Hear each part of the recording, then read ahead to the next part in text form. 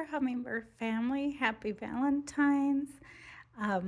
This is a day that I call Happy Self Love Day. I'm going to use two important cards in the tarot to describe why I call this day Self Love Day. And these are two important cards that are used for interpreting love, partnerships, but we're going to go in a little deeper. I'm going to start off with the Lover's card in the Major Arcana. If you notice, we see a male, a female, and behind the male is the tree of life. Behind the female is the tree of knowledge. The male looks at the female for information. The female looks at her higher self, God, angels, whatever you put that information here, okay? The point is, you don't see a God, you feel God, okay? You don't see your higher self, you feel your higher self. She feels, and the information is channeled through her, thus creating harmony in the union. This also represents the self. This is symbolized by the left brain, the problem solver, the one that handles careers and life here in the material world.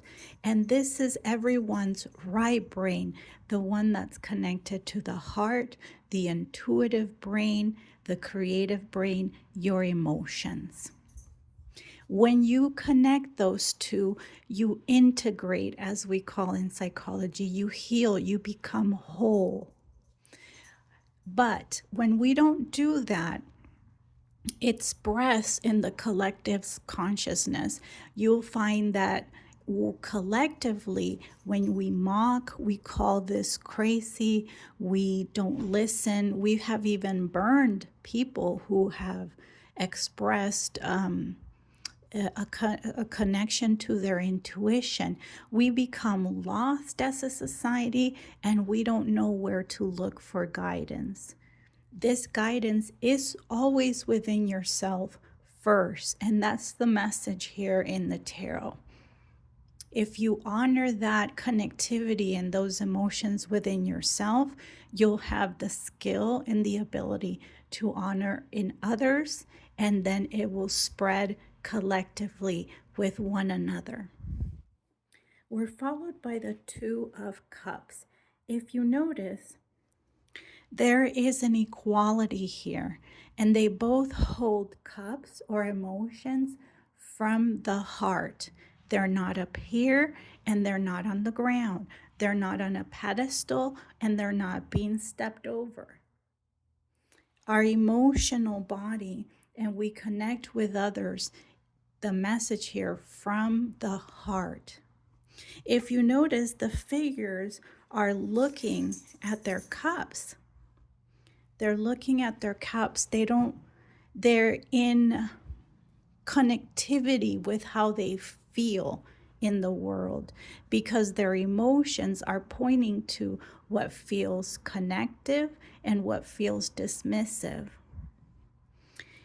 The male touches her, creating a connectivity, but they don't release their gaze from their own body, from their authentic self. And you see how they're naked here in the Lover's card? That's because to create integration, healing, we have to be vulnerable. We have to face this fear of the unknown and grow with it, right? And that's scary.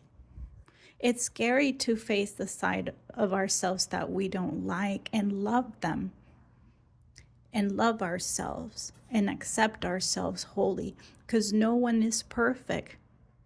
There's no guru but yourself. And so the same here. We don't see the cups in a pedestal. We don't see the cups down here. This is a relationship where you can be yourself. You can express yourself from the heart. You're not You're not disengaging from your emotions. You're not cut off from that.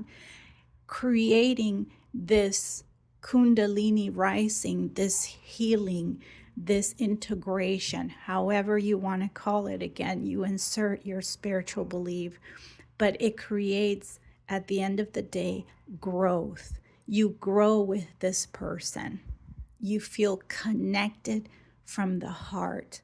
You don't have to stay silent. You don't have to walk on eggshells.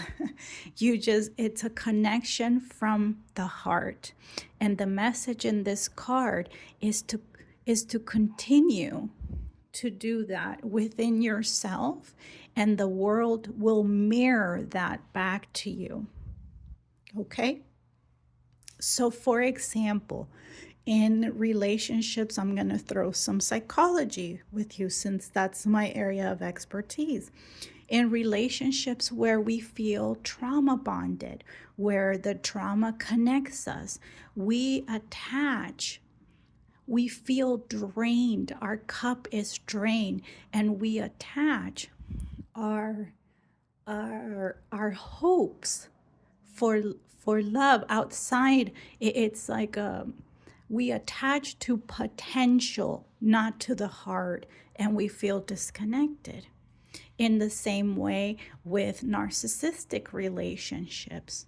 Okay, you're in a perpetual cycle of being idealized and devalued, but you cannot be yourself. You feel a disconnect. So how do you know that to attract this type of love? By connecting to your heart, by not abandoning your intuition.